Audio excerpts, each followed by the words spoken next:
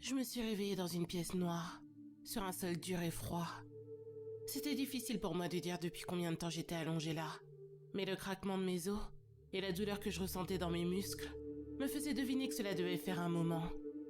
Mon esprit était vide, comme s'il avait été effacé. J'ai regardé rapidement autour de moi, étudiant mon environnement. De ce que je voyais, j'étais dans une pièce sans fenêtre, ce qui pouvait expliquer la noirceur. Je me suis redressée et je me suis mise debout. Au début, j'ai trébuché un peu et j'ai failli me retrouver sur le sol à nouveau. Mais par chance, je me suis rattrapée. Est-ce que j'ai été kidnappée? C'est tout ce à quoi j'arrivais à penser. La pièce semblait complètement vide. Pas de chaise, pas de corde ou de chaîne, ou toute autre chose qui aurait laissé penser à un kidnapping. Je me suis sentie un peu soulagée et j'ai commencé à toucher les murs de la pièce. La pièce en elle-même était assez petite. Elle devait faire environ 10 mètres carrés. J'ai fini par toucher ce qui semblait être une porte. J'ai continué à la parcourir des doigts jusqu'à ce qu'il se referme sur la poignée. Un petit frisson m'a parcouru le corps, car la poignée était très froide. Mais malgré tout, j'ai réussi à la tourner. Mais il ne s'est rien passé. Cette saleté de porte ne voulait pas s'ouvrir. Une douleur violente m'a alors parcouru le crâne, comme si on venait de me tirer une balle en pleine tête. Je me suis souvenu des phares, de l'accident de voiture, de la peur, et plus particulièrement de la douleur. J'ai mis mes mains sur ma tête et j'ai fermé les yeux de toutes mes forces, en priant pour que la douleur diminue. J'ai reculé et j'ai trébuché, ce qui m'a fait tomber sur les fesses. Après plusieurs secondes, la douleur a enfin disparu et j'ai réalisé quelque chose d'horrible. Est-ce que j'étais morte? Et comme pour répondre à ma question, une porte s'est ouverte en laissant entrer dans la pièce une lumière aveuglante. J'ai protégé mes yeux du halo et j'ai vu 2 hommes entrer dans la pièce. L'un d'eux était grand. Il avait des cheveux blonds et des yeux bleus, alors que l'autre était petit et avait les cheveux marrons et bouclés et des yeux verts. Ils portaient tous les deux des costumes et avaient ce qui ressemblait à des ailes dans leur dos. Ils étaient tous les deux en train de me sourire, d'un sourire si grand qu'il révélait presque l'intégralité de leurs dents parfaitement blanches. Bienvenue au paradis, Alicia Gray, m'a dit le plus grand des deux, avec une voix aussi douce que le miel. Le paradis? Les anges ont acquiescé, le sourire toujours aux lèvres. Je me suis perdue dans mes pensées. Quand est-ce que j'étais arrivée au paradis? Je n'étais pas vraiment une mauvaise personne quand j'étais vivante, mais je n'étais pas non plus religieuse. Eh bien, pourquoi est-ce que je suis là? Parce que tout le monde va au paradis. L'enfer est simplement un petit mensonge que l'on raconte pour pousser les humains dans la bonne direction. Mais finalement, tout le monde atterrit ici. M'a alors expliqué le plus grand des deux calmement. Il me donnait l'impression d'avoir déjà fait ce discours des tonnes de fois. Le plus petit a alors rajouté qu'ils étaient là pour me faire une visite guidée. Une visite? Suis-nous. M'a dit le plus grand en sortant de la pièce. En les voyant se retourner, j'ai remarqué que les ailes qu'ils avaient dans le dos étaient cousues. Les points de suture semblaient avoir été faits à la va-vite, et de façon approximative, comme s'ils avaient beaucoup bougé pendant l'opération. Je ne comprenais rien. C'était quoi cet endroit? Une lumière blanche et aveuglante m'a brouillé la vision alors que je sortais de la pièce. Je me suis retournée rapidement, et j'ai remarqué que la porte par laquelle je venais de sortir avait disparu, comme si elle n'avait jamais existé. Le plus petit des deux s'est mis à rigoler devant ma surprise, et m'a fait signe de les suivre. En regardant droit devant moi, j'ai vu ce qui ressemblait à une usine. Il y avait d'autres anges, en costume eux aussi, poussant des caddies remplis d'objets bossus un peu partout. C'était difficile de savoir quel genre d'objet c'était. J'ai remarqué une femme poussant un caddie non loin de moi. Elle était très jolie. Ses cheveux étaient de la couleur d'un après-midi d'automne, et ses yeux me faisaient penser à un rayon de soleil traversant un verre de whisky.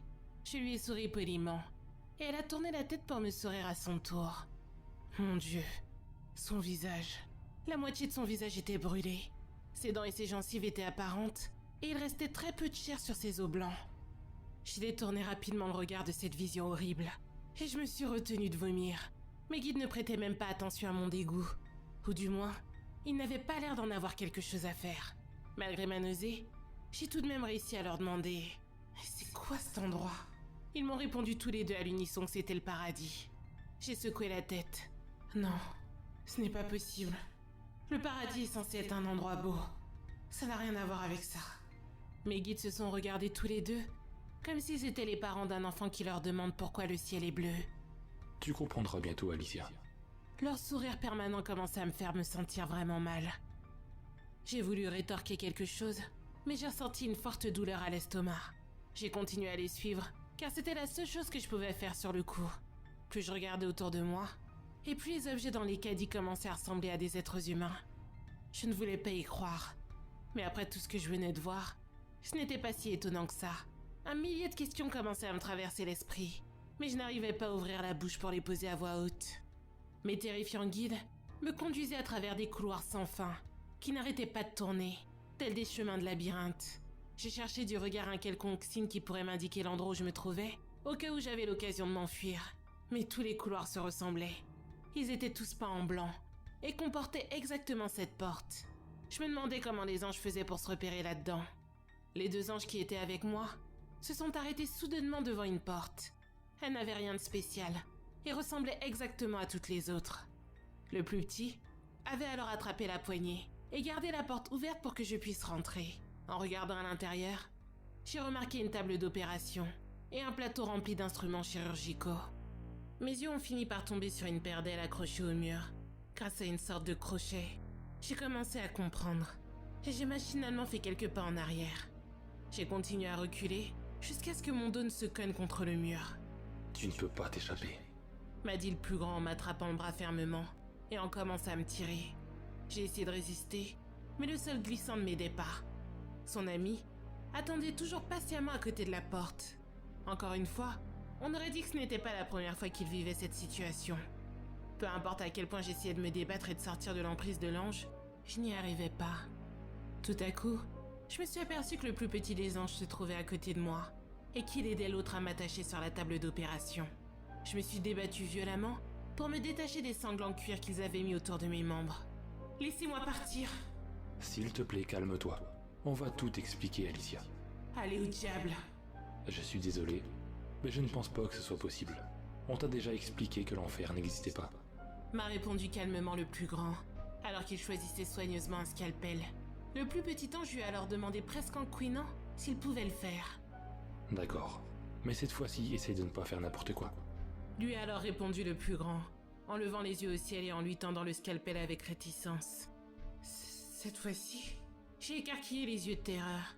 Je n'arrivais pas à croire tout ce qui se passait. Le plus petit s'est ensuite mis à glousser comme un enfant et a commencé à approcher la lame. Il a soulevé la tête jusqu'à pouvoir passer en dessous, et il a ouvert une petite trappe qui lui a donné accès à mon dos. Ils étaient très organisés, et ça m'effrayait encore plus. Tu vois, Alicia, tu as de la chance d'être sélectionnée pour effectuer l'un des travails les plus convoités, être un ange. M'a expliqué le plus grand alors que l'autre commençait à déchirer mon t-shirt. Mais pourquoi moi? Je suis pas religieuse, et je crois même pas en toutes ces conneries. Le plus petit a commencé à faire des incisions près de mes omoplates, et je me suis tortillée de douleur, en serrant les dents pour essayer de ne pas crier. Et c'est exactement pour ça que tu as été sélectionné pour ce rôle. Parce que tu ne t'es jamais dévoué au Seigneur pendant que tu étais sur Terre. Mais maintenant, ça va changer. Le scalpel s'est enfoncé de plus en plus profondément dans ma chair molle. J'arrivais à sentir mon sang chaud couler de mes plaies. Ceux qui étaient religieux pendant qu'ils étaient sur Terre n'ont plus besoin de se dévouer. Et comme récompense, ils ne deviennent qu'un avec Dieu, une fois qu'ils arrivent au paradis. Du coin de l'œil, j'ai pu voir le plus petit attraper les ailes accrochées au mur et les ramener vers moi. Il les a soulevées et les a positionnées avec précaution à côté des incisions qu'il venait de me faire. Cependant, je n'y ai presque pas prêté attention, car j'étais trop occupée à me demander ce que l'autre ange voulait dire par « ne devenir qu'un avec Dieu ».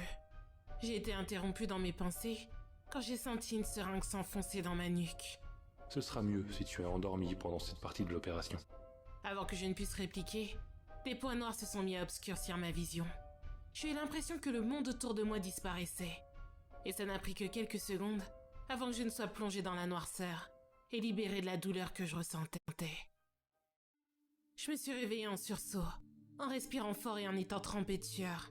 Alors que l'horreur de mon cauchemar commençait à se dissiper, j'ai pris soudainement conscience des deux choses qui se trouvaient dans mon dos. Elles étaient tellement lourdes que j'ai eu l'impression que ma colonne vertébrale allait se briser sous leur poids. Je me suis retournée et j'ai vu avec horreur deux ailes blanches sortir de mon dos. Oh, tu es enfin réveillé. M'a dit le grand ange dont la voix m'était désormais familière. Le plus petit avait l'air satisfait de ce qu'il avait fait. J'ai dormi pendant combien de temps? Ma voix avait l'air rauque et faible, comme si elle n'avait pas été utilisée pendant un long moment. Ici, le temps n'a aucune importance, A répondu le plus grand. Il a avancé jusqu'à la chaise sur laquelle j'étais attachée, puis il a retiré les sangles qui me retenaient. Maintenant, on va pouvoir te conduire jusqu'à ton travail. Suis-nous. Je me suis levée de la chaise tant bien que mal, en essayant de ne pas penser à la douleur dans mon dos. Je ressentais que les sutures saignaient un peu, car un liquide chaud coulait sur ma colonne vertébrale, qui avait l'air encore exposée. Je me suis mise à suivre mes guides avec difficulté, les jambes tremblantes, et ne sachant pas trop quoi faire d'autre. Ils m'ont conduit à travers d'autres couloirs sans couleur, que bien sûr je ne reconnaissais pas. Mon esprit était engourdi, probablement à cause de la douleur. Je les ai suivis sans trop réfléchir, comme un mouton suivant son troupeau. Je ne sais pas combien de temps on a marché, avant d'arriver devant une porte en métal, vraiment très différente de toutes les autres portes que j'avais vues jusque-là. Le temps semblait défiler différemment dans cet endroit, et le fait que tout se ressemble n'aidait pas à retirer ce sentiment. Sans cérémonie, le grand ange a alors ouvert la porte en métal, et l'a tenue ouverte pour moi. Malgré sa politesse, je n'ai pas voulu rentrer.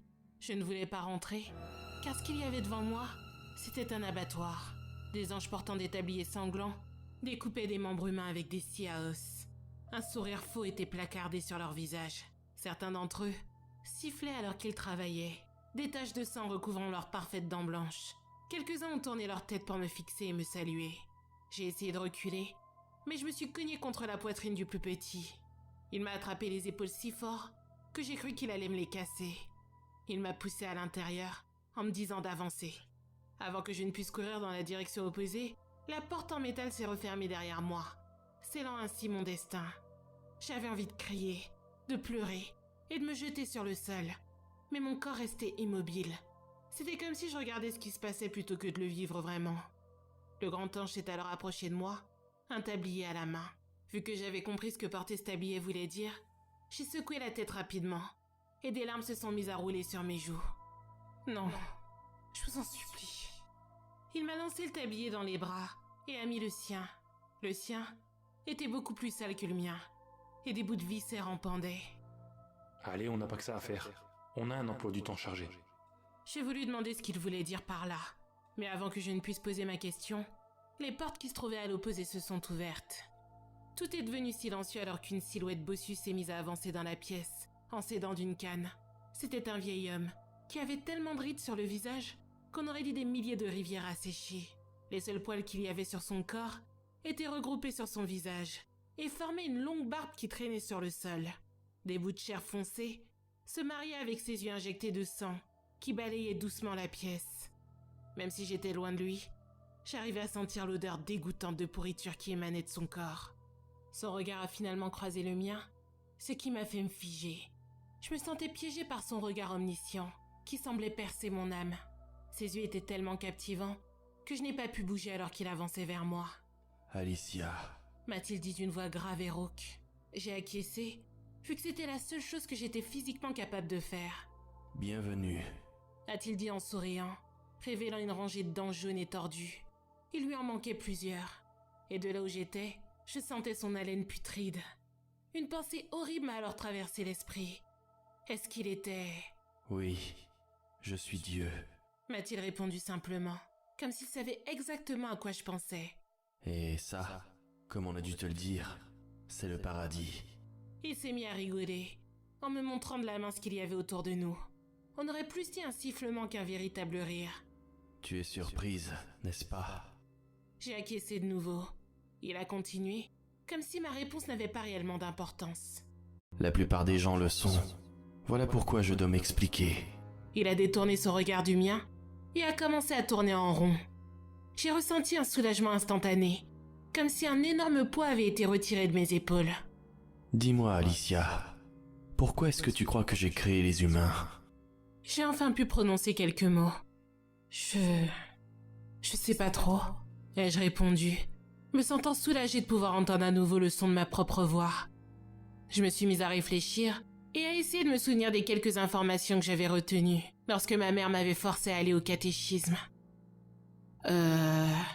Adam et Ève, c'est ça? Vous vouliez qu'ils gardent le jardin, ou quelque chose comme ça.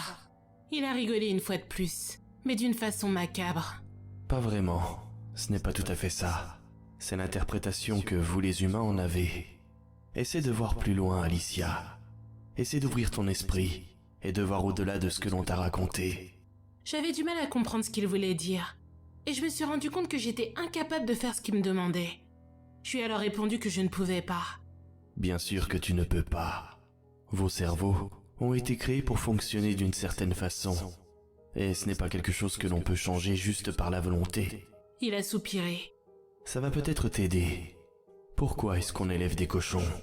J'étais un peu surprise par la question. Et j'ai froncé les sourcils. Pour les manger. Il a souri, puis a acquiescé de la tête. Oui, exactement. On les élève uniquement pour les massacrer. Bien sûr, je sais que vous les humains, vous leur donnez parfois des noms, et vous vous y attachez. Mais le résultat est toujours le même, n'est-ce pas? Un frisson m'a parcouru le corps alors que je commençais à comprendre exactement où il voulait en venir. Sa comparaison ne pouvait mener qu'à une seule et unique explication. Une explication à laquelle je ne voulais pas croire. Et pourtant, elle était impossible à ignorer. Les corps, l'abattoir et l'atmosphère de ce maudit endroit ne laissaient aucun doute. On est des cochons? Exactement. Même si je ne pleurais pas, j'avais une boule à la gorge. Mais pourquoi? Pourquoi est-ce que vous nous feriez ça? Il y a plein de gens qui vous adorent. Ils dévouent leur vie pour vous vénérer. Des guerres ont été combattues en votre nom. Comment est-ce que vous pouvez... Comment est-ce que vous pouvez nous trahir comme ça? Il a froncé les sourcils. Vous trahir? Est-ce que c'est comme ça que tu vois ça? Je n'ai pas répondu. Je vous ai créé. Je vous ai donné tout ce que vous pouviez désirer. Est-ce que c'est si mal que ça de vouloir quelque chose en retour? J'ai faiblement levé la tête pour le regarder, et j'ai vu qu'il faisait toujours les 100 pas. Mais maintenant, il avait l'air énervé. Je pensais que vous nous aimiez. Il a tourné la tête vers moi, et m'a souri d'un air condescendant. Oh non, je n'aime pas les humains. Je ne les apprécie même pas. Tu sais quoi? Pour moi, vous n'êtes rien de plus que du bétail. En disant ça, il a attrapé une scie à os qui se trouvait sur une table non loin de là. Puis, il me l'a fourré dans les mains. Maintenant, au travail. Il m'a tourné le dos et a commencé à avancer vers la sortie.